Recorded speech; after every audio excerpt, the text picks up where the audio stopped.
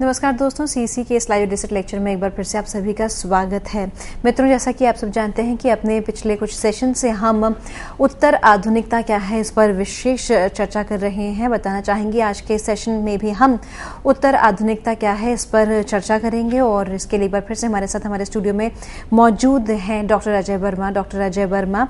Centre of philosophy, school of social sciences, JNU में कार्यरत हैं। तो आइए इनका तहे दिल से स्वागत करते हैं और उत्तर आधुनिकता क्या है इस पर विशेष चर्चा करते हैं। तो डॉक्टर अजय वर्मा, आपका बहुत बहुत स्वागत है।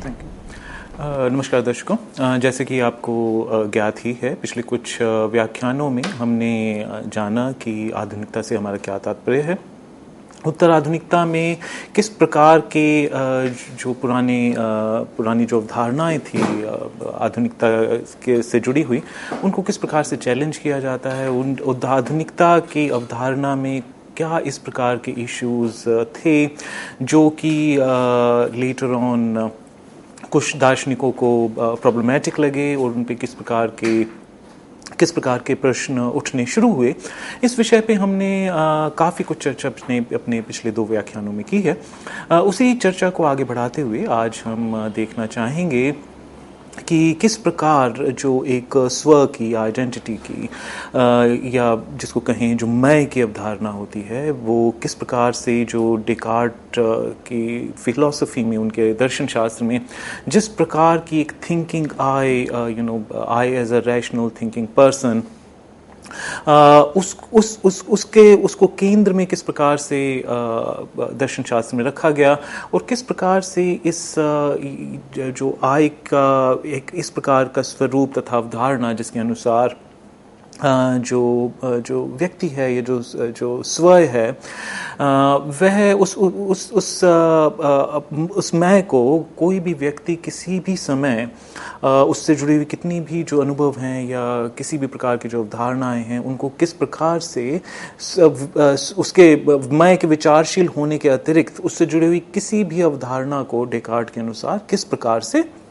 एक तरीके से एम्प्टी आउट किया जा सकता है, एक तरीके से रिक्त किया जा सकता है। तो डेकार्ट के अनुसार, जैसे हमने पिछले व्याख्यान में देखा, डेकार्ट के अनुसार जो एक इसेंशियल या जो प्रमुख एक जो विषय है मैं का, वह है कि मैं एक विचारशील वस्तु है और उसके अंदर उसके पास एक टोटल एजेंसी है जिसके फलस्वरूप हम मैं के अंदर आने वाले किसी भी विचारों को, किसी भी प्रकार के अन्य जो एक्सपीरियंसेस हैं, उनको हम किसी भी प्रकार से एम्प्टी आउट, उनको कभी भी हम इतर कर सकते हैं, कभी भी हम उनको ब्रैकेट आउट कर सकते हैं। और इन सब ब्रैकेटिंग आउट के बाद जो शेष बचता है, वह ही मैं का असली स्वरूप है और वह ही जो है एक मात्र ऐसा सत्य है जो कि किसी भी डाउट, किसी भी संदेह से परे है और जिस पर हम फर्दर ज्ञान की दूसरी जो अवधारणाएं हैं उसको एक नींव बनाकर हम ज्ञान की जो दूसरी जो अवधारणा है उनकी मदद से एक नॉलेज एडिफिस तैयार कर सकते हैं। तो किंतु इसके अनुसार, जैसा कि हमने पिछले व्याख्यान में भी देखा,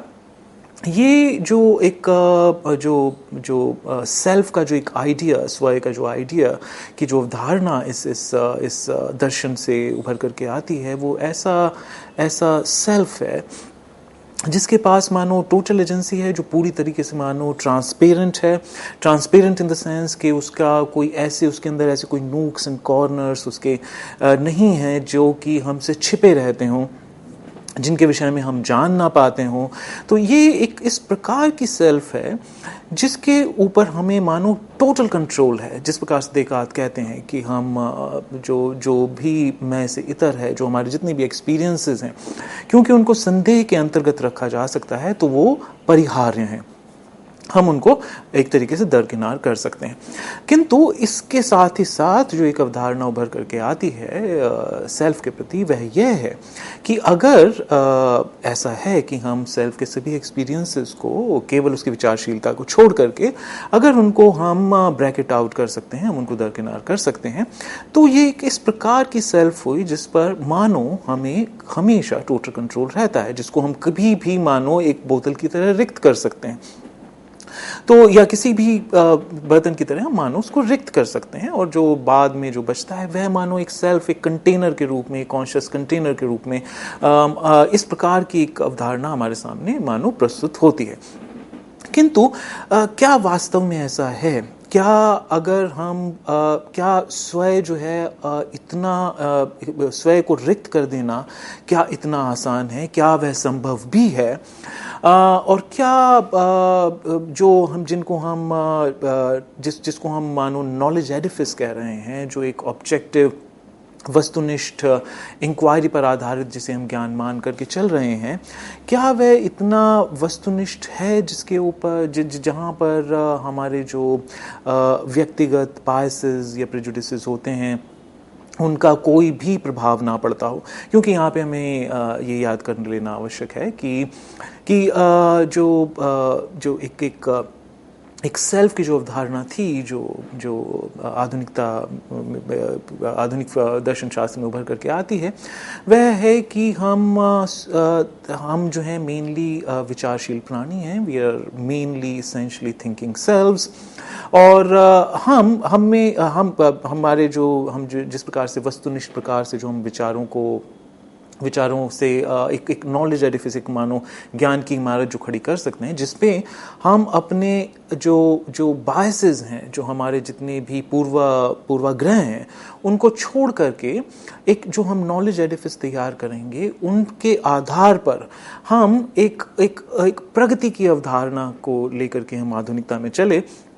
जिसके अनुसार हम कैपेबल हैं एक वस्तुनिष्ठ साइंटिफिक मेथड, एक वैज्ञानिक प्रणाली को डेवलप करने के, और उस वैज्ञानिक प्रणाली, साइंटिफिक मेथड के जरिए हम चीज़ों पर, हम जो ऐसी वस्तुएं जिनके ऊपर ऐसी कुछ कंडीशंस जो पहले हमें कंट्रोलेबल नहीं लगती थी, जिनको हम सोचते थे कि मानो वो दैविक प्रकोप हैं, तो उनको हम अब अपनी विचारशीलता के कारण हम उनके ऊपर कंट्रोल पा सकते हैं। ऐसी विचारधारणा आधुनिकता में आगे बढ़ी। इसके अनुसार उस दौरान हमने जैसे कि देखा कि विज्ञान ने बहुत तेजी से प्रगति की। हमें यह भी ज्ञात है कि यूरोप में जैसे लंदन एक समय में अचानक से बहुत वहाँ पर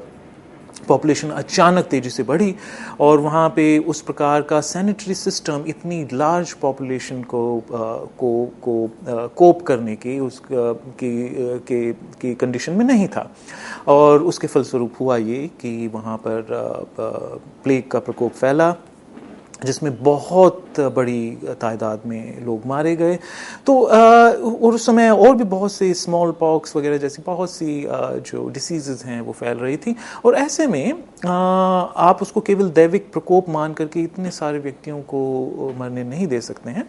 तो ऐसे में आवश्यकता महसूस हुई कि किसी ऐसी वैज्ञानिक प्रणाली को सामने रखने की जो कि वस्तुनिष्ठ रूप से पता लगा सकें, जिसके अनुसार कि इन बीमारियों के कारण क्या हैं, उनका निवारण किस प्रकार से किया जा सके। तो इस प्रकार साइंटिफिक मेथड से, एक वैज्ञानिक प्रणाली से, हर एक नॉलेज के हर एक क्षेत्र में बहुत तेजी से प्रोग्रेस हुई, जिसके अंदर की मेडिसिनल साइंस में भी हम अगर देखें तो काफ़ी प्रगति हुई। एडवर्ड जेनर ने वैक्सीन्स तैयार की स्मॉल पॉक्स के अगेंस्ट, और मेडिकल साइंस भी बहुत तेज़ी से फैला। बट और स्टीम का आविष्कार, उससे स्टीम की नई ताकत से हमने बड़े बड़े इंजन्स तैयार किए, और उसको पर हमने ट्रेन्स तैयार की, तो बहुत तेज़ी से। लेकिन उसी प्रकार से जो डिफेंस इक्विपमेंट्स थे, उनमें भी बहुत तेज़ी से प्रगति हुई, और जैसा कि फिर हमने देखा ही कि परमाणु बम भी बनाए जा सके और बहुत बड़े स्केल पर उनसे जीवन का लॉस ऑफ लाइफ में रिजल्ट हुआ। तो इस प्रकार से हम ये मानते आए थे कि क्योंकि हम विचारशील मनुष्य हैं और हमें अपने दिमाग पर एक तरीके से हमारी विचारशीलता पर टोटल कंट्रोल है, हम वस्तुनिष्ठ तरीके से सोच सकते हैं, अनबायस्ड तरीके से सोच सकते हैं। कॉन्शियसनेस या चेतना एक ऐसा रिक्त मानव स्थान है जहां पर जिसको हम ट्रांसपेरेंटली देख सकते हैं, इन द सेंस कि हम उस स्पेस को कभी भी हम उसको रिक्त कर सकते हैं, इन द सेंस कि हम अपने विचारों को कभी भी अगर हम अपने भीतर झांकें तो हमें विचार नजर आएंगे और जिनके ऊपर अगर डेकार्त के विचारों को माने तो हमें उन पर टोटल कंट्रोल है और हम उनको ब्रैकेट आउट कर सकते हैं जैसा कि उन्होंने सोचा। लेकिन यहाँ पर दो प्रश्न जो उठ करके खड़े हुए इस प्रकार की सेल्फ की अवधारणा पर, वे ये थे कि क्या वास्तव में ऐसा है, क्या जब भी हम अपने भीतर झांकें तो क्या हमें अपनी कॉन्शियसनेस के, अपनी चेतना के विभिन्न कोने और विभिन्न जो जितने भी स्पेसेस हैं, क्या हम उन्हें उतनी पूर्णता से देख पाते हैं जितना डेकार्त ने सोचा संभव है? इस विषय में अगर हम देखें तो एक बड़ा महत्वपूर्ण विचार हमारे सामने प्रस्तुत होता है, क्योंकि इससे जुड़ा ये जो प्रश्न है ये कुछ विश्व युद्धों से भी जुड़ा हुआ है। प्रथम तथा द्वितीय विश्व युद्ध में न केवल बहुत सारे जो सैनिक थे उनकी लाइव्स के, बहुत सारे जो सिविलियंस थे, जैसा कि हमने जापान में देखा, बहुत बड़े स्केल पर लोग मारे गए। ना केवल ऐसा हुआ बल्कि बहुत से लोग जो थे वे उनको कुछ साइकोलॉजिकल इश्यूज, मनोवैज्ञानिक जो समस्याएं हैं, बड़ी तेजी से उस समय उत्पन्न हुई। और ये समस्याएं जो थी वो ना केवल कि किसी तबके विशेष तक या किसी जेंडर विशेष तक या किसी आयु विशेष तक सीमित नहीं थी, बल्कि ये बड़ी तेजी से लगभग समाज के हर एक वर्ग, समाज के हर एक जेंडर में बड़ी तेजी से जो नंबर्स थे वो तेजी से बढ़े। और जिनमें जैसा कि कहा गया कि किसी वर्ग विशेष की प्रॉब्लम नहीं थी, क्योंकि सैनिकों में भी वेरी इंपॉर्टेंटली जो सैनिक चाहे किसी देश के भी हों, उनमें ये समस्याएं बहुत तेजी से देखी गई। और यूएसए में स्पेशली इस बात के ऊपर काफ़ी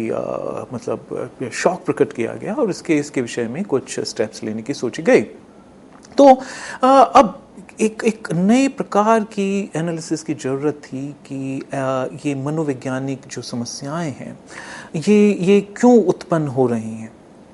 इनके पीछे क्या है। क्या अगर हमें अपनी चेतना पर इतना ही कंट्रोल होता कि हम कोई भी विचार अपनी स्वेच्छा से वहाँ पर डाल पाते या अपनी स्वेच्छता से उस विचार को हटा पाते, तो शायद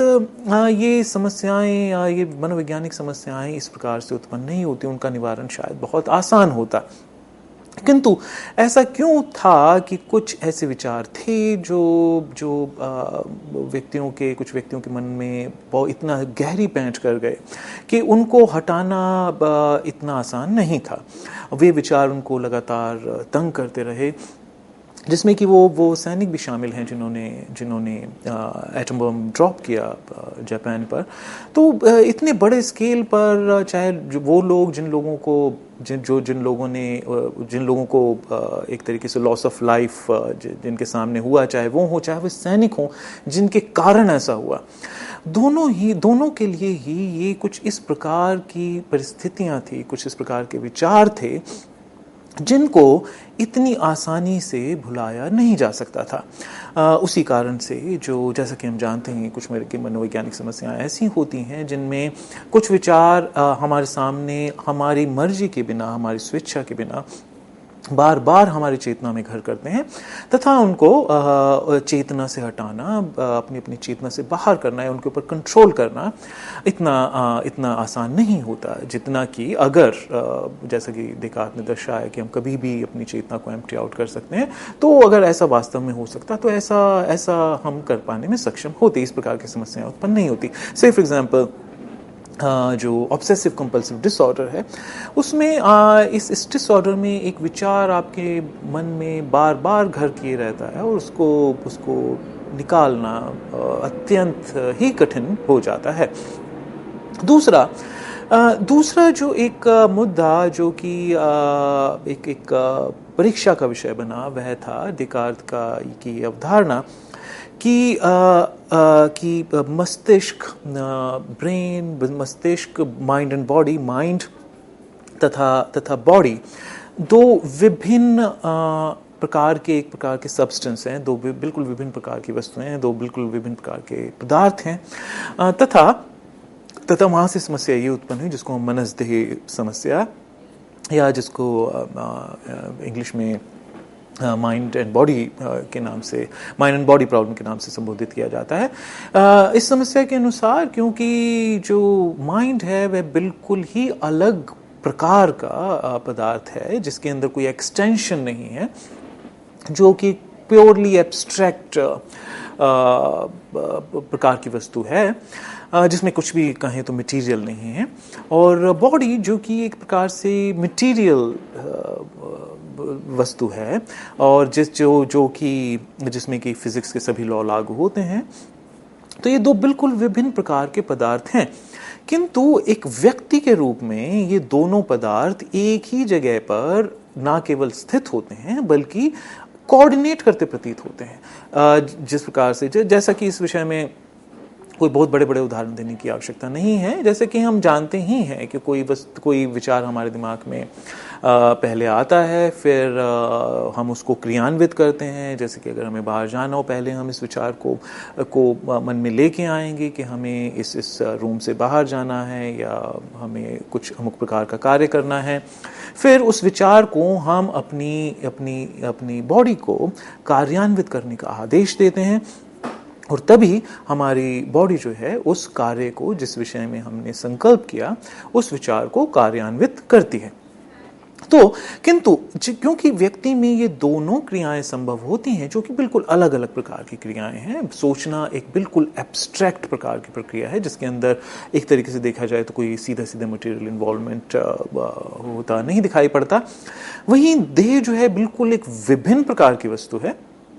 जो कि प्रीडोमिनेंटली फिजिकल है। इसमें किस प्रकार ये क्रियान्वयन जो है वो किस प्रकार से संभव हो सकता है, क्योंकि एक तो बिल्कुल इमैटेरियल वस्तु हो गई, एक प्रकार से देखा जाए प्योरली मटेरियल वस्तु हो गई, और अगर उन दोनों का नेचर बिल्कुल अलग अलग है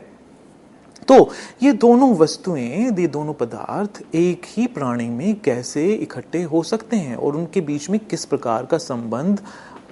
किसी भी प्रकार का संबंध कैसे हो सकता है। अब ऐसे में हम ये तो नहीं कह सकते हैं कि इनमें किसी भी प्रकार का संबंध नहीं है, क्योंकि ये संबंध के आधार पर ही हम एक प्रकार से अपना जीवन यापन कर पाते हैं। मनुष्य में ये दोनों ही जो पदार्थ हैं वो उनके जुड़ाव के कारण उनमें किसी न किसी प्रकार का अगर कोऑर्डिनेशन हम नहीं माने तो जीवन जो है वह उसकी अवधारणा ही एक प्रकार से असंभव हो जाएगी। तो देकार्त के सामने ये समस्या उत्पन्न होती है कि ये किस प्रकार से इनके अंदर किसी भी प्रकार का कोऑर्डिनेशन, इनके अंदर किसी भी प्रकार का कांटेक्ट, किसी भी प्रकार का समन्वय किस प्रकार से संभव हो सकता है। तो इस विषय में उन्होंने विचार करके निष्कर्ष दिया कि मनुष्य में एक ग्लैंड होती है, एक ग्रंथि होती है जिसको उन्होंने पिनियल ग्लैंड का नाम दिया, जो हमारे मस्तिष्क में कहीं उनके अनुसार होती है। और उस पिनियल ग्लैंड के कारण जो मन जो है, मनस या आत्मा या जो जिस नाम से भी उसे पुकारें, वह हमारी देह से, हमारी बॉडी से, माइंड जो है हमारी बॉडी से कोऑर्डिनेट कर पाता है इस पिनियल ग्लैंड के द्वारा। तो उन्होंने जो एक माइंड एंड बॉडी का जो एक अवधारणा तथा स्वरूप हमारे सामने प्रदान किया, वह था a pilot in a ship. जिस प्रकार से एक पायलट एक अपने शिप को कंट्रोल करता है, एक छोटा सा पायलट इतने बड़े शिप में एक अमुक स्थान पर बैठ करके उसके सारी क्रियाओं को कंट्रोल करता है, उसी प्रकार से जो मस्तिष्क है, जो माइंड है, हमारी देह में पिनियल ग्लैंड में मानो बैठा हुआ, वहाँ से हमारी पूरी देह, जिसको कि हम शिप की एनालॉजी से समझ सकते हैं, उसको उस क्षेत्र से वहाँ पर बैठ करके कंट्रोल करता है। किंतु ये जो एनालॉजी देखने में जितनी सिंपल है, उस जीवन उस प्रकार से इतना सिंपल नहीं है। जैसा कि हमने अभी जाना, जो मनोविज्ञान से जुड़ी हुई जो समस्याएं हैं, मनोवैज्ञानिक समस्याएं, साइकोलॉजिकल इश्यूज, इन दो वर्ल्ड वॉर्स में बहुत तेजी से हमारे सामने उत्पन्न होती हैं, और ये किसी वर्ग विशेष तक नहीं थी जिस जहाँ पर हमें स्टडी करना होता। तो ये एक काफ़ी बड़ा गहन अध्ययन का विषय बन गए। और यहाँ से ये भी एक जो प्रॉब्लम, जो एक समस्या यहाँ पर दिखाई पड़ती है, वो ये भी कि ये जो डेकार्त के मॉडल से अगर हम इस समस्या को टैकल करने की कोशिश करें तो ये शायद संभव नहीं हो पाएगा, क्योंकि डेकार्त का मॉडल इन समस्याओं से जूझने के लिए बहुत ज़्यादा ओवर सिंपलिस्टिक है, बहुत ही ज़्यादा सिंपल है। वो इतना सिंपल है कि इन समस्याओं को समझाने में बिल्कुल असक्षम है। ऐसे समय में एक ऑस्ट्रियन मनोवैज्ञानिक, जिनके विषय में हम लगभग सभी जानते हैं, सिगमंड फ्रॉइड, अपने कुछ विचार हमारे सामने प्रस्तुत करते हैं। उन्होंने अधिकतर काम अपना वियना में किया, ऑस्ट्रिया में वियना में किया, और उन्होंने कुछ ऐसे विचार प्रस्तुत किए जो कि कई मायनों में बहुत ही क्रांतिकारी थे। वे विचार इतने क्रांतिकारी थे कि उनका प्रभाव किसी एक स्फेयर ऑफ स्टडी तक सीमित न रहा। उनके विचारों का प्रभाव लगभग हर स्फेयर से जुड़ी हुई जो समस्याएं हैं उनको देखने में उन्होंने उनके विचारों ने नज़रिया बदला, चाहे वह साहित्यिक दर्शन हो, चाहे वह लिटरेरी थियोरी हो, चाहे वह दर्शन शास्त्र हो, चाहे वह पॉलिटिकल साइंस से जुड़ी समस्याएं हो, चाहे वह इकोनॉमी से जुड़ी हुई समस्याएं हों। तो उनके विचारों के जो प्रभाव थे वे बहुत दूरगामी थे, और विभिन्न क्षेत्रों में शायद ही कोई ऐसा क्षेत्र था जो उनके विचारों से अछूता रहा। किंतु इससे पहले हमें उनके विचारों को पूर्णता से समझने के लिए हमें ऑब्वियसली किसी एक लेक्चर में ये संभव नहीं हो पाएगा, तो हम बड़े सिनॉप्टिक वे में बड़े ब्रीफली उनके कुछ प्रमुख विचारों के ऊपर एक दृष्टिपात करने की कोशिश करेंगे। तो फ्रॉइड ने जो एक विचार हमारी चेतना के विषय में हमारे सामने प्रस्तुत किया, वह यह था कि कॉन्शियसनेस जो है वह एक यूनिटरी क्षेत्र नहीं है, वह एक यूनिटरी डोमेन नहीं है, वह मानो एक सीधे सपाट मैदान की तरह नहीं है कि जिसको आप जब कभी कहें चाहें उसको खाली कर दें, और जब कभी आप कहें तो उसके अंदर खिलाड़ियाँ आएँ और वहाँ पे अपना खेल शुरू कर दें। वह इस प्रकार का एक सपाट विजिबल, पूर्ण रूप से विजिबल एक मैदान नहीं है। उनके अनुसार जो हमारा मनस है वह बहुत ही एक कॉम्प्लेक्सिटी भरा हुआ क्षेत्र है, और उसकी कॉम्प्लेक्सिटी को पूर्णता से उजागर करना लगभग असंभव ही है। उसके ये जिस अपनी चेतना के जिस क्षेत्र को हम देख पाते हैं, जिसको डेकार्त कहते हैं कि हम कभी भी जो ऐसे विचार जिनको हम देख लें और जिनको हम कभी भी मानो जैसे एक किसी बर्तन को खाली कर दिया जाता है, उस प्रकार से हम अपने उन विचारों को मानो एक तरीके से उड़ेल दें, खाली कर दें। यह जो चेतना का क्षेत्र है, इस प्रकार का जो क्षेत्र जिसके विषय में हम जानते हैं, जिसके विषय में हम चेतना को एक मानो अपने ऊपर ही रिफ्लेक्ट करने को कह सकते हैं, और रिफ्लेक्शन पर जो चेतना का हिस्सा हमें नजर आता है, वह जो हमारी जो पूर्ण चेतना है, वह उसका एक बहुत ही जिसको कह सकते हैं टिप ऑफ द आइसबर्ग, वह उस पूर्ण चेतना का एक बहुत ही सूक्ष्म हिस्सा है। और वह भी जो जिससे भी ज़्यादा जो इम्पोर्टेंट बात है समझने के लिए, वह यह है कि ये छोटा सा हिस्सा भी इस प्रकार से ऑटोनोमस नहीं होता जैसा कि हम देकार्त तथा काफ़ी लंबे समय तक हम जैसा कि सोचते आए थे। जिस प्रकार की कि हम नीति शास्त्र में भी, एथिक्स में भी हम मानते हैं, नीति शास्त्र की संभावना तभी तक रहती है जब तक हम जो एजेंट है, जो कार्य करने वाला जो व्यक्ति है, उसको अगर हम एक फ्री एजेंट माने, यानी कि वह अपने डिसीजंस लेने के लिए कंप्लीटली फ्री है, यानी कि वह चाहे तो अगर उसके पास जितने भी जो ऑल्टरनेटिव्स मौजूद हैं, जितने भी उसके पास जो ऑप्शंस मौजूद हैं, वह मानो उनका पूरी संपूर्ण स्वतंत्रता से उनका चुनाव कर सकता है। ऐसा माने बगैर हम नीति शास्त्र की प्रॉपर तरीके से, पूर्ण रूप से हम कल्पना भी नहीं कर सकते। किंतु यदि हम फ्रॉइड के विचारों की ओर देखें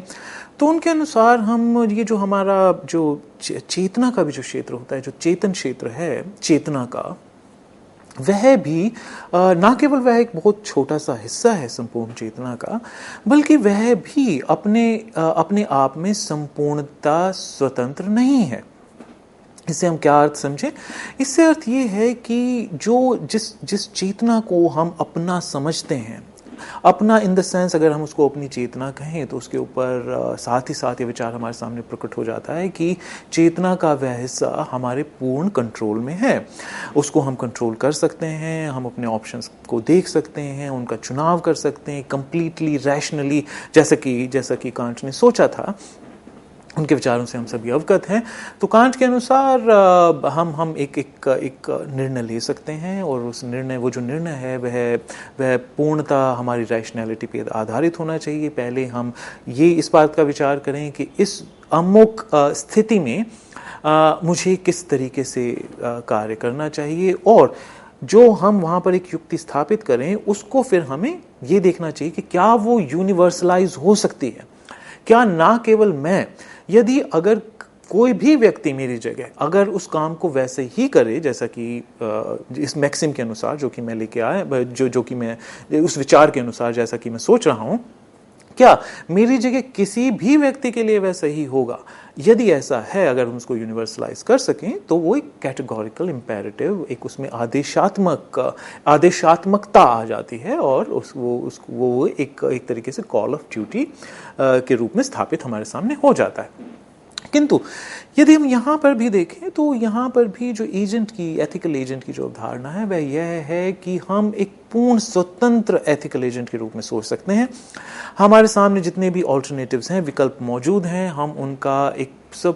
पूर्ण स्वतंत्रता से हम उन पर विचार कर सकते हैं, उनमें से चुनाव कर सकते हैं, तथा उस चुनाव के आधार पर हम अपने एक्शन को परफॉर्म कर सकते हैं। किंतु फ्रॉइड जो है इस प्रकार की किसी भी अवधारणा का समस्यायीकरण कर देते हैं, उसको प्रॉब्लमेटाइज कर देते हैं, क्योंकि उनके अनुसार जो हमारा जो चेतन जो मन है, एक्चुअली वो जो चेतना है उसको 3 हिस्सों में डिवाइड कर देते हैं। उनके अनुसार एक तो चेतन मनस होता है, एक चेतन मन है, एक अवचेतन मन है, एक अचेतन मन है। तो इस प्रकार से जो चेतन मन का भी जो हिस्सा है वह भी अपने आप में पूर्णतः स्वतंत्र नहीं होता है। इसका अर्थ ये है कि जब हम जैसे ही उनके अनुसार तो जैसे ही जन्म के तुरंत बाद से हमारे अंदर कुछ सोचने की इस प्रकार की क्रियाएं शुरू हो जाती हैं जिनके अनुसार जिनके अनुरूप हम हमेशा कार्य करने को स्वतंत्र नहीं होते हैं। तो उनके अनुसार जो हमारे अंदर एक मेन जो जो जो लाइफ फोर्स है उसका नेचर लिबिडिनल है। लिबिडिनल सोर्स का अर्थ यहाँ पर ये है कि जो जो मेन सोर्स है हमारा जो सोचने का वह वह वह लिबिडो से जुड़ा हुआ है। इस विषय पर हम अपनी चर्चा अभी कुछ समय में जारी रखेंगे। अभी हम कुछ ही देर में लौटते हैं। धन्यवाद।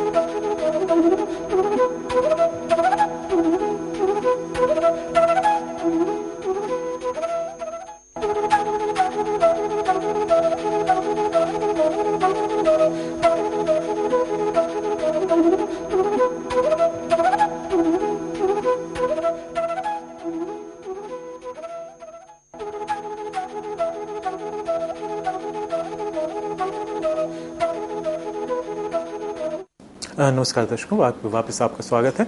तो जैसा कि हम बात कर रहे थे जो हम चेतना को जिस प्रकार से एक ट्रांसपेरेंट क्षेत्र पहले मान करके चल रहे थे, फ्रॉइड की स्थापनाओं ने उनके बिल्कुल एक विपरीत एक विचार प्रस्तुत किया, जिस विचार के अनुसार जो हमारा जो मेन सोर्स है, जो एनर्जी सोर्स है, वह लिबिडिनल है, वो सेक्सुअल एनर्जीज हैं। और उन पर हम जिस प्रकार से जो मनुष्य से इतर जो प्राणी जगत है वह जिस प्रकार से डायरेक्टली उन एनर्जीज के साथ आगे बढ़ता है तथा जीवन यापन करता है, हम मनुष्य जो है उस प्रकार से उस एनर्जी से डायरेक्टली नहीं जुड़ा हुआ है। और इस कारण से क्या होता है कि इस कारण से कुछ द्वंद्व उत्पन्न होने शुरू हो जाते हैं समाज में। हम उस प्रकार से ओपनली जिस प्रकार से हम एनिमल जगत में हम वायलेंस और वगैरह देखते हैं, और अपनी उन इम्पल्सेस को पर हम इतनी डायरेक्टली एक्ट नहीं करते हैं जिस प्रकार से दूसरे प्राणी जगत में हम देखते हैं। इसके परिणाम स्वरूप क्या होता है कि यह जो लिबिडिनल एनर्जी है उसको हमें शुरू से ही, बचपन से हमें उनके ऊपर कंट्रोल स्थापित करने की, उनको हमें दबाने की, सप्रेस करने की, ये हमारी एजुकेशन का एक हिस्सा होता है, जिसमें हम अपने आप को समाज की जो व्यवस्था है और जो समाज की जो व्यवस्था है वह इस प्रकार से बनी हुई है कि ज़्यादा से ज़्यादा लोग जो हैं उसमें जीवन यापन कर सकें बिना किसी आपसी विरोध के। तो इस प्रकार से, क्योंकि ये उस व्यवस्था का एक हिस्सा है और अदरवाइज हम उस वायलेंस को अफोर्ड नहीं कर सकते यदि अगर हम उस लिबिडिनल एनर्जीज को अगर हम एक खुला रास्ता दे दें, खुला पैसेज दे दें, तो इस प्रकार से ये हमारी एजुकेशन का एक हिस्सा होता है कि हम अपनी इन लिबिडिनल एनर्जीज को हम शुरू से ही ट्रेन करते हैं, शुरू से ही इस प्रकार से एक बिहेवियर पैटर्न सीखते हैं कि वह ऐसे बिहेवियर पैटर्न सीखते हैं जो कि उस जो व्यवस्था पहले से ही मौजूद है समाज में उसके अनुरूप हो और जिस व्यवस्था के अनुसार ज़्यादा से ज़्यादा लोग अपना बिना वायलेंस के जीवन यापन कर सकें। तो उसके फलस्वरूप फ्रॉइड ने यह इस बात की ओर इंगित किया कि इसके फलस्वरूप होता यह है कि ये एनर्जीज हमें प्रतीत होता है कि हम उनके ऊपर टोटल कंट्रोल पा लेते हैं और अपने बिहेवियर को ट्रेन कर लेते हैं, किंतु उससे केवल इतना होता है कि सारी जो एनर्जीज हैं उनके ऊपर मानो एक हम ढक्कन लगा देते हैं। उनके ऊपर मानो एक आवरण चढ़ा देते हैं और उनको दबाते चले जाते हैं। और हम कोशिश करते हैं कि जो आवरण है, ये जो उसके ऊपर हमने मानो एक ढक्कन लगा दिया, वह ज़्यादा से ज़्यादा मजबूत रहे। इस प्रकार से जो हम चेतना का जो चेतन हिस्सा है उसको हम सेपरेट करने की कोशिश करते हैं अवचेतन तथा अचेतन हिस्से से, और कोशिश करते हैं कि जो हमारा अवचेतन वह हिस्सा है जो कि हमारे चेतन हिस्से को डायरेक्टली किसी न किसी प्रकार से इन्फ्लुएंस करता है, और जो अचेतन जो मन है वह इस प्रकार से होता है कि वह बहुत ही रेयरली हमारी चेतन मन तक पहुंच पाता है। वो ड्रीम्स तथा अन्य तरीकों से ही कभी कभी एक रास्ता तैयार कर पाता है चेतन मन तक। तो फ्रॉइड के अनुसार जो चेतना है वह इस प्रकार से, जैसा कि हमने पहले सोचा था, कि वह एक सपाट सीधा मैदान है मानो, जिसके विषय में हम पूर्णता से जानते हैं, ऐसा फ्रॉइड के अनुसार नहीं है। हम अपने बिहेवियर को ट्रेन करते हैं, अपनी लिबिडिनल जो एनर्जीज हैं उनको ट्रेन करते हैं, उनसे अपने बिहेवियर को उनसे डायरेक्टली नहीं जुड़ने देते, और इसके फलस्वरूप हम उन लिबिडिनल एनर्जीज को दबाते चले जाते हैं। और जब उनका दबाव बहुत ज़्यादा हो जाता है तो वो कभी ना कभी किसी न किसी रूप में प्रस्फुटित हो जाती हैं, उनमें विस्फोट हो जाता है। और इस प्रकार के विचार एक्चुअली उन्होंने बहुत सी पुस्तकों में लिखे, किंतु इस विषय में जो उनका एक प्रमुख जो काम सामने आया था, उनके जो प्रमुख ग्रंथ जो सामने आता है वह है सिविलाइजेशन एंड इट्स डिसकंटेंट। तो उन्होंने वहाँ पर वो पूरा एक मानो एक ऐतिहासिक स्टडी करते हैं कि किस प्रकार से जो हमारी सिविलाइजेशन, हम जिसे सभ्यता कहते हैं, वह मानो किस प्रकार से हमारा जो लिबिडिनल फोर्सेस हैं उनको दबा करके समाज में एक व्यवस्था पैदा करने की ओर निरंतर हम कार्य करते रहे हैं, और उस किस प्रकार से एक डिसकंटेंट, एक असंतोष अवचेतन मन में किस प्रकार से बढ़ता चला जाता है। और उनके अनुसार उन्होंने जो विश्व युद्ध हुए, जिसके फलस्वरूप as a matter of fact उनको ऑस्ट्रिया छोड़ करके जाना पड़ा था, तो ऑस्ट्रिया छोड़ करके वे यूरोप के दूसरे देशों में गए। तो उनके अनुसार जो विश्व युद्ध थे वे एक इसी प्रकार के डिसकंटेंट का, एक इसी प्रकार की जो बहुत लंबे समय तक एक जो रुकी हुई एनर्जी थी, और उनके अनुसार जो जब तक हम ये इसके अंदर एक प्रॉपर तरीके का क्रियान्वयन स्थापित नहीं करेंगे अपने लिबिडिनल एनर्जीज का अपने चेतन मन से, तब तक ये समस्याएं उत्पन्न होती रहेंगी। किंतु ये जो अवचेतन मन और चेतन मन, इनके अंदर बिल्कुल एक अलग जो एक डिस्कनेक्ट जो स्थापित हुआ, जिसके अनुसार जो हमारे चेतन मन में जो विभिन्न एनर्जीज हैं वो और ज़्यादा डिसरप्ट होती रही।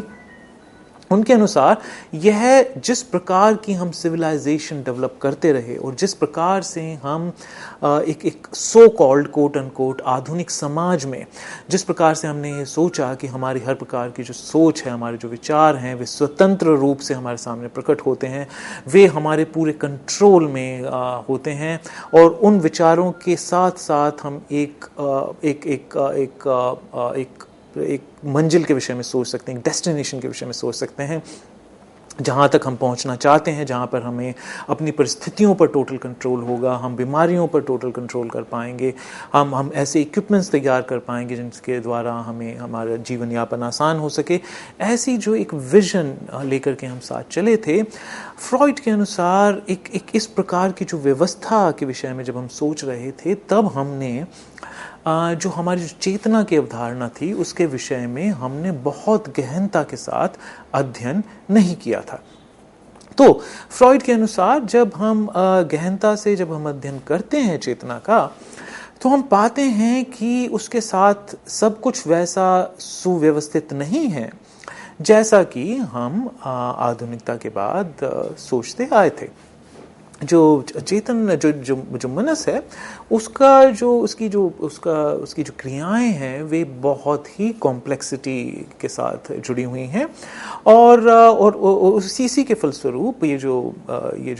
वर्ल्ड वॉर्स थे और बहुत सारी जो वैज्ञानिक समस्याएं उस समय में उत्पन्न हुई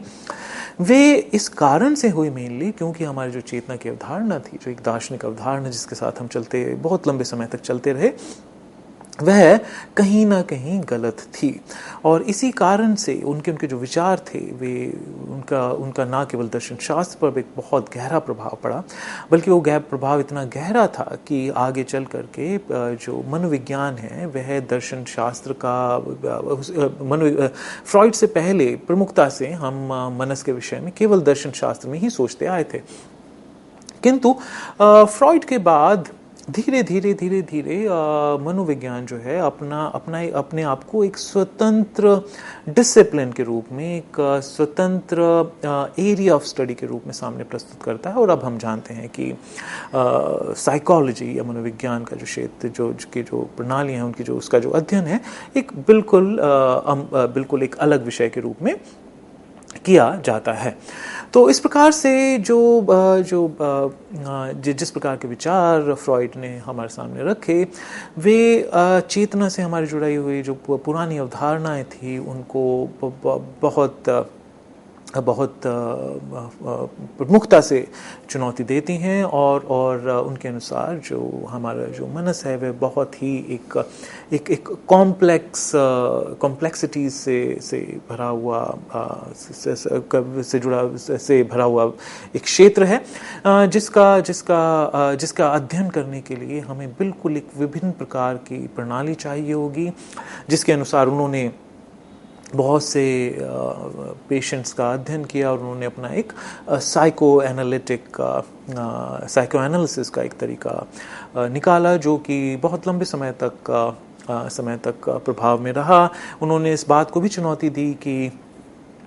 मनस और देह अर्थात माइंड और बॉडी में इतना सिंपल प्रकार का एक तरीके से मानो कनेक्शन होता है, जैसे कि देकार्त ने सोचा, ये कनेक्शन बहुत ही कॉम्प्लेक्स है।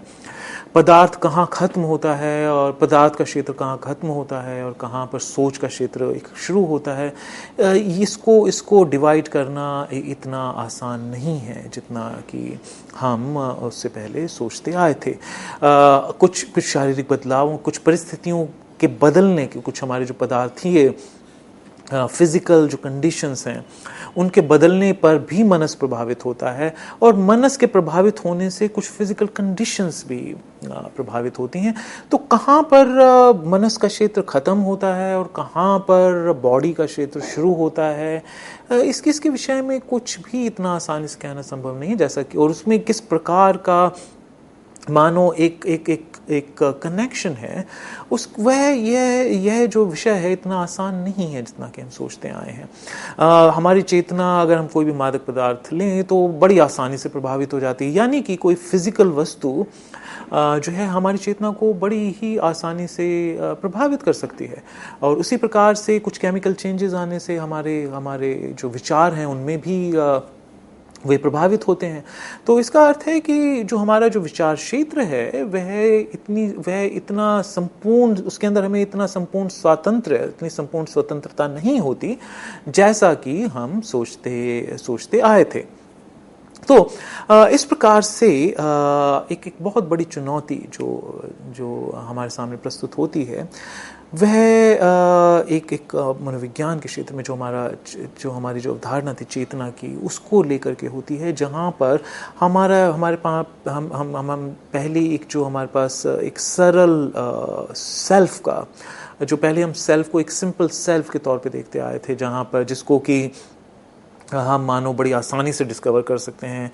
जैसे कि देकार्त ने कहा कि हम आसानी से उसको प्राप्त कर सकते हैं अगर हम अपने जितने भी संदेह के दायरे में आने वाले जितने भी विचार हैं अगर उनको हम हटा दें तो हमारे पास जो शेष बचता है वह सेल्फ है। उसी प्रकार से अगर हम कांट की ओर देखें, कांट के दर्शन की ओर देखें, तो वहाँ पे एक ट्रांसेंडेंटल रिक्वायरमेंट के रूप में एक सेल्फ की ज़रूरत हमारे सामने आती है, जिसको कहते हैं जैसे कि यूनिटी, जिसको हम यूनिटी ऑफ अ परसेप्शन कहते हैं। जितनी भी जो परसेप्शन होता है उसको हम किस प्रकार से प्रोसेस करते हैं और वो किस प्रकार से एक अपरसेप्शन की क्रिया से निकल करके एक यूनिटरी जजमेंट के सामने जब हमारे सामने प्रस्तुत होता है, तो उसको क्लेम करने के लिए एक सेल्फ की आवश्यकता होती है। तो ट्रांसडेंटली सेल्फ के आइडिया को की अवधारणा को कांट में स्थापित किया जाता है। किंतु इस प्रकार के जो एक प्रकार से जो चाहे वो ट्रांसडेंटल या चाहे देकार्त में जिस प्रकार की एक ट्रांसपेरेंट नोशंस जो हैं सेल्फ से जुड़े हुए, वे उन सब का समस्यायीकरण हो जाता है फ्रॉइड द्वारा, जहाँ पे एक इस प्रकार की सेल्फ हमारे सामने प्रस्तुत होती है जो कि कॉम्प्लेक्सिटी से भरी हुई है, जिस पर हमें उस प्रकार का टोटल कंट्रोल नहीं है जैसा कि हम सोचते आए थे। ये फ्रेगमेंटेड होती है रादर देन एक यूनिटरी सेल्फ, जैसा कि हम देकार्त में देखते हैं, जैसा कि हम इवन कांट में देखते हैं, जैसा कि हम लगभग कांट से पहले लगभग सभी देकार्त से भी पहले काफ़ी दार्शनिकों में जो है हम इस प्रकार की स्व की अवधारणा, इस प्रकार की सेल्फ की अवधारणा को हम पाते हैं। किंतु यहाँ पर फ्रॉइड तथा उनके बाद और भी बहुत सारे दार्शनिक आए जिनके विषय में हम अभी बात करेंगे, इस सेल्फ के नोशन को प्रॉब्लमेटाइज कर देते हैं, जहाँ पर सेल्फ एक यूनिटरी सेल्फ नहीं है,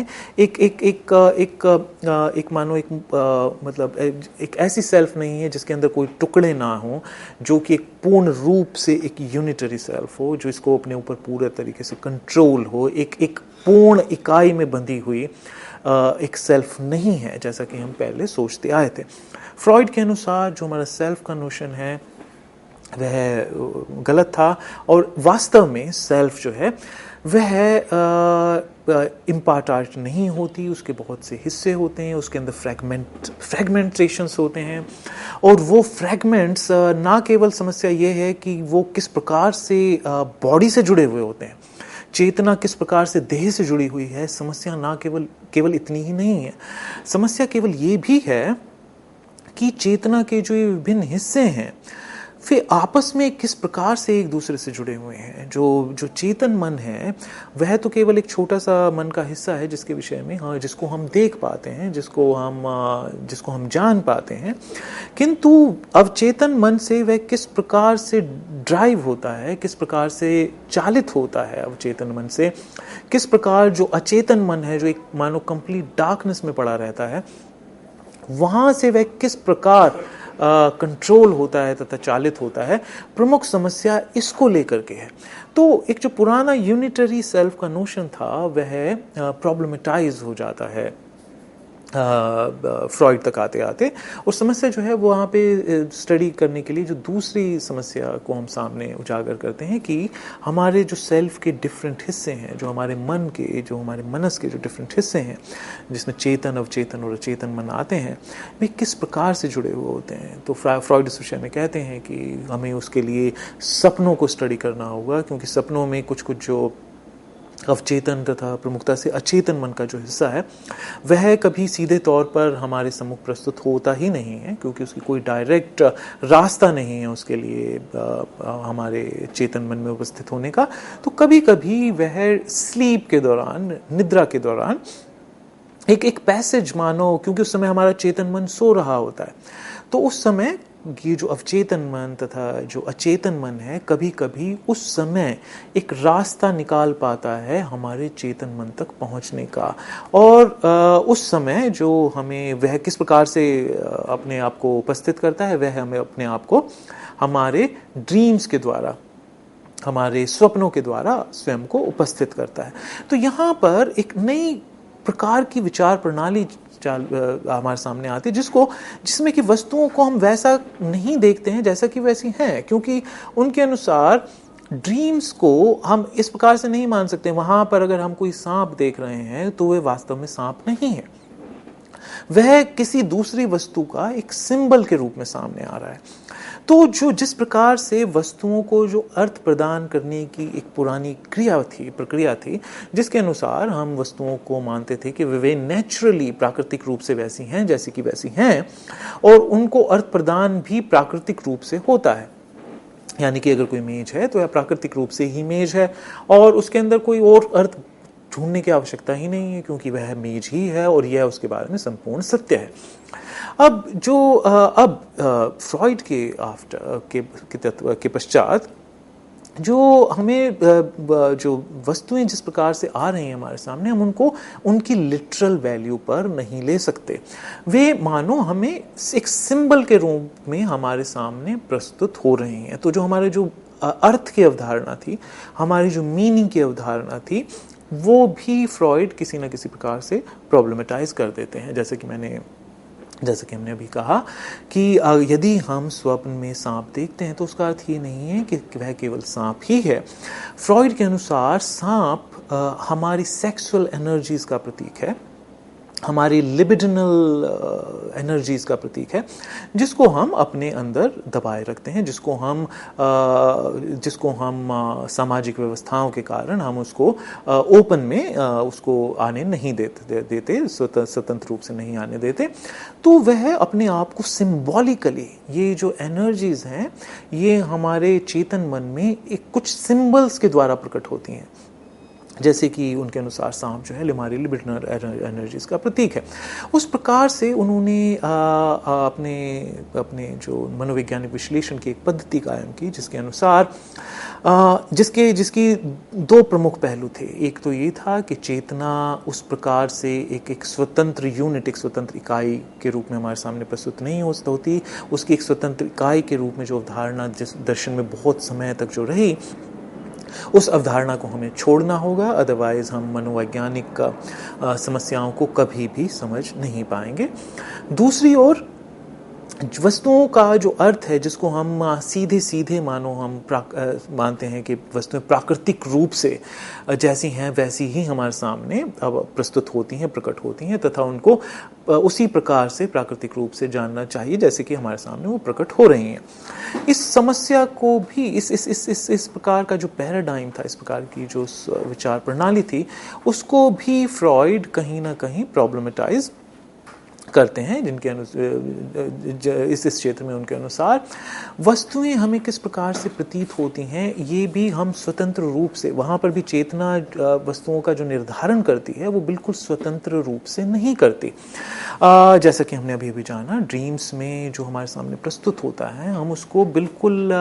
लिटरल मीनिंग के तौर पर नहीं ले सकते, हम उसको लिटरल अर्थों में उसको नहीं समझ सकते। वहाँ पे हमें उसका विश्लेषण करके ये जानना होता है कि वह वस्तु हमें किस प्रकार से, किस रूप से, किन फोर्सेस के कारण हमें दिखाई पड़ रही है। और इस तरीके के जो मनोविश्लेषण के जो तरीके थे, इस प्रकार का जो एक नया विज्ञान उस समय जो विकसित हुआ, यह आगे चल करके बहुत से जो सामाजिक शास्त्री इन बहुत से जो दार्शनिक थे, जिनमें लकां का नाम फेमस है और बहुत से अन्य दार्शनिक भी थे, उन्होंने इन विषयों से, इस नई विचार प्रणाली के थ्रू बहुत से जो और अध्ययन थे उनको करने की कोशिश की। जेंडर स्टडीज़, किस प्रकार से हम अपने आप को एक पर्टिकुलर एज के बाद हम एक अपने आप स्वयं को एक जेंडर से जुड़ा हुआ देखने लगते हैं, यह प्रक्रिया किस प्रकार से संपन्न होती है, ये सभी जो इस प्रकार के जो अध्ययन थे वो फ्रॉइड से काफ़ी प्रभावित होते हैं। किंतु हमारे प्रेजेंट पर्पसेस के लिए हमें ये जानना आवश्यक है कि फ्रॉइड सेल्फ की जो अवधारणा है उसको प्रॉब्लमेटाइज कर देते हैं। हमारे जो अर्थ प्रदान करने की जो प्रक्रियाएं हैं वस्तुओं को, जो process of giving meaning two things,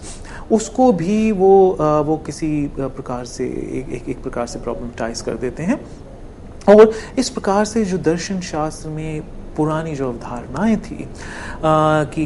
कि जो सेल्फ है वह हमें प्राकृतिक रूप से एक तरीके से मानो गिवन है, वह एक पूर्ण इकाई में बंधी हुई होती है, उसके कोई अलग अलग हिस्से नहीं हैं, हम उसको पूर्णता से कभी भी हमारे सामने वह द्रष्टव्य हो जाती है।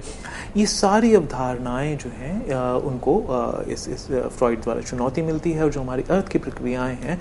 अर्थ प्रदान करने की, अर्थ को कंसीव करने की जो प्रक्रियाएं हैं उनको भी चुनौती मिलती है। अपने अगले व्याख्यान में हम इस व्याख्यान में हमने बेसिकली सेल्फ के विषय में बात की, इसके बारे में हम चर्चा अपनी जारी रखेंगे, और अपने अगले व्याख्यान में हम मीनिंग, प्रॉब्लम ऑफ मीनिंग, यानी कि जो अर्थ प्रदान करने की जो क्रिया है, अर्थ से जुड़ी हुई समस्याएं जो हैं उनकी ओर भी हम अपना विचार उनकी ओर भी हम आगे बढ़ेंगे। धन्यवाद। हम धन्यवाद देना चाहते हैं डॉक्टर अजय वर्मा का। इनकी वजह से आज हम उत्तर आधुनिकता क्या है इस पर और भी बहुत कुछ जान पाए। तो मित्रों, अगर आप कोई भी सुझाव, कोई भी प्रश्न हमारे साथ साझा करना चाहते हैं तो आप हमसे संपर्क कर सकते हैं। हमारी ईमेल आईडी है info.cc@nic.in। जल्द इस लेक्चर को आप सभी के लिए हम YouTube पर अपलोड करेंगे। उसके उपरांत आप अपनी प्रतिक्रियाएं, अपने सुझाव हम तक पहुंचा सकते हैं। आप सभी से फिर मुलाकात होगी, तब तक के लिए नमस्कार।